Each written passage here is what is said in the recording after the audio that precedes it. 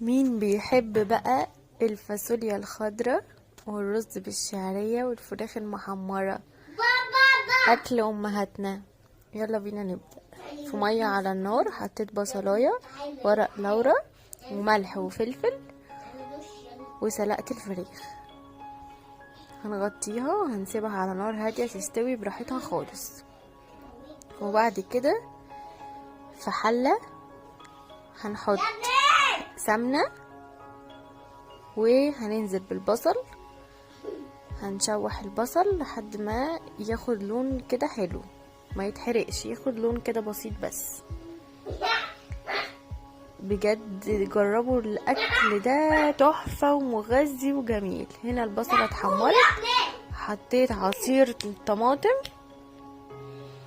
وحطيت ملح وفلفل